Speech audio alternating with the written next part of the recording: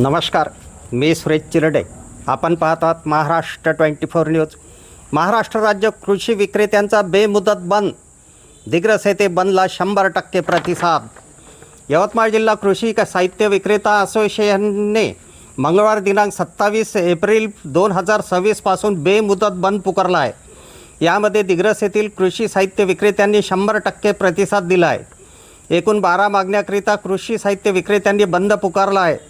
हा बंद संपूर्ण महाराष्ट्रात सुरू असून उर्वरित सर्व राज्यांनी महाराष्ट्र राज्य कृषी विक्रेत्यांना पाठिंबा म्हणून देश पातळीवर 27 एप्रिल रोजी 1 दिवसाचा बंद पाळला.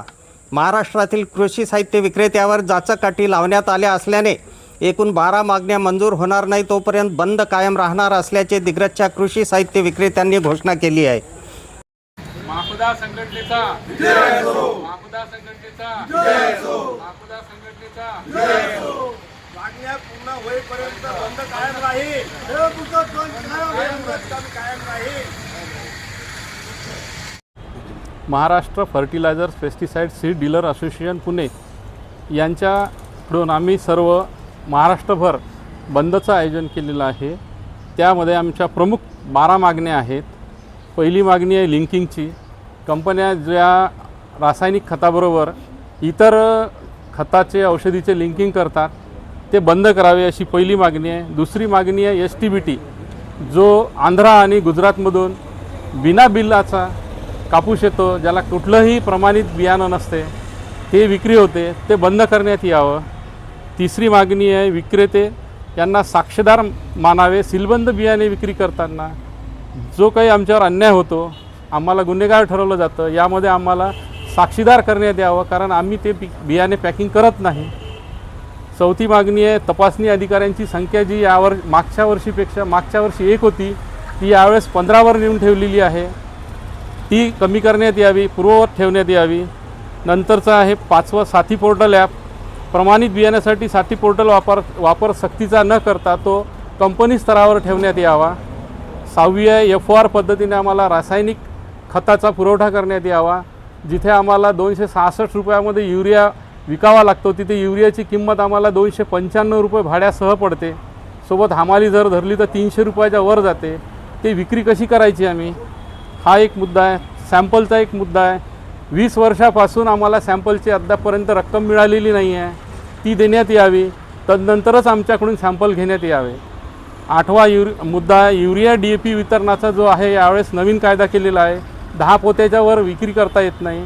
शेतकरी म्हणतात आमची अडवणूक करत आहे तुम्ही, त्यामुळे तो मुद्दा कमी करण्यात यावा. मुदतबाह्य कीटकनाशके कंपनीने परत घ्यावी, हा सुद्धा एक मुद्दा आहे. अवैध कीटकनाशकावर बंदी आणण्यात यावी. जी लूज कोणीही कंपनीवाले येऊन विक्री करतात, खेडोपाडी जातात, हे याच्यावर बंदी आणावी. 11वा मुद्दा आहे नवीन कायदे जे आहे, बियाणे कायदा 2526, हा कायदा जो जाचक आहे विक्रेत्यांसाठी तो रद्द करण्यात यावा. 12वा आहे हवामान नुकसानीची जबाबदारी, जी कोकणामध्ये आता आंब्यावर झालेली आहे. ज्या औषधे विक्री करण्यात आल्या पण तापमानामुळे आंब्याची गळण झाली, याला विक्रेत्यांना जबाबदार धरण्यात येऊ नये, असे आमचे 12 मुद्दे आहे. या 12 मुद्द्यांवर आम्ही बंद पुकारलेला आहे. या 12 मुद्द्यामध्ये जर गव्हर्नमेंटने योग्य निर्णय घेतला नाही तर आमचा बंद कायम ठेवण्यात येईल. Maharashtra fertiliser seeds and pesticide अर्थात माफदा या आमच्या महाराष्ट्र स्तरीय संघटनेच्या मार्फत बेमुदत बंद आम्ही कृषी व्यावसायिकांनी पुकारलेला आहे. मागील 4-5 वर्षापासून शासनाच्या कृषी विभागाच्या ज्या जाचकाठी आमच्यावर लादलेल्या आहे आणि वेळोवेळी त्यांनी थातूरमातूर उत्तर देऊन वेळ काढू धोरण अवलंबलं आणि त्याचा परिपाक म्हणून आता आम्हाला नवीन त्याच्यातनी म्हणजे काही रिलीफ न देता उलट त्याच्यामध्ये नवीन काही ॲड केलं. लहान चुकासाठी त्यांनी 3 महिने 6 महिने सजा असे प्रावधान केलेले आहे. आणि आमच्या ज्या प्रमुख मागण्या आहे त्या मागण्यासाठी 27 एप्रिलपासून आम्ही बेमुदत उपोषण बंद पुकारलेलं आहे. आणि आमच्या या बंदला संपूर्ण भारतामधले अखिल भारतीय जे कृषी संघटना म्हणजे संघटना आहे पूर्ण भारतातल्या त्यांनी 1 दिवसाचं लाक्षणिक म्हणून आम्हाला पाठिंबा जाहीर केलेला आहे. तर त्या आमच्या प्रमुख मागण्यापैकी एक मागणी अशी आहे की आम्हाला जे रासायनिक खतं पुरवण्यात येतात, जे ॲलोकेशन होते जिल्ह्याचं, त्या ॲलोकेशनप्रमाणे खत देतात, परंतु त्यामध्ये जे अनावश्यक आहे इतर उत्पादने घेण्याची सक्ती केल्या जाते आम्हाला, त्याला आम्ही लिंकिंग म्हणतो.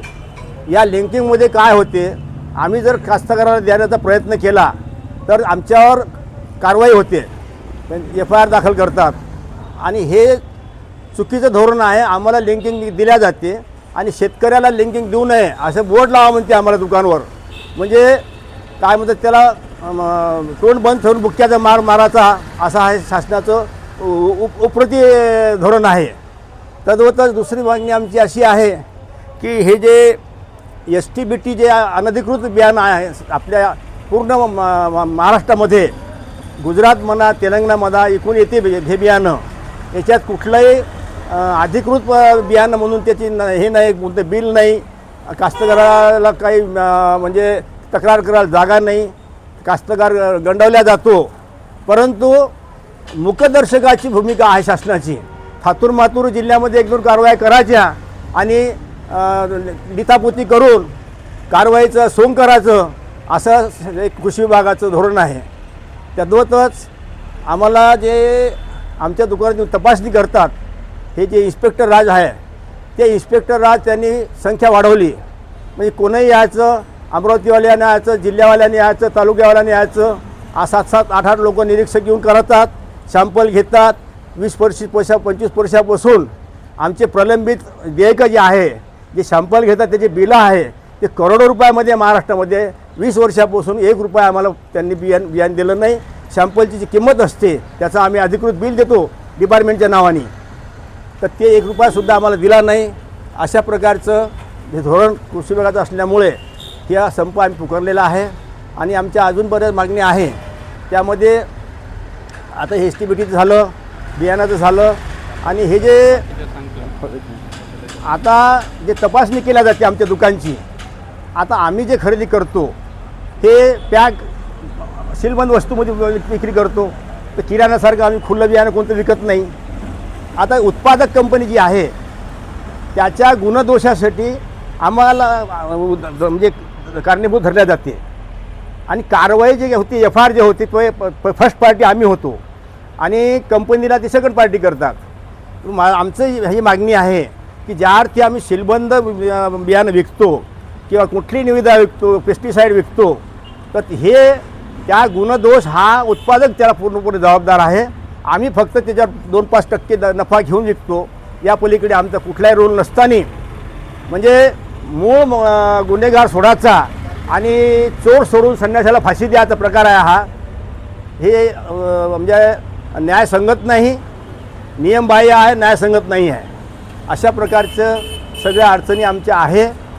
आमच्या पुढील बातम्याच्या अपडेट पाहण्याकरिता आत्ताच आमच्या चॅनलला सबस्क्राईब करा व बेल आयकॉनवरती क्लिक करा. धन्यवाद.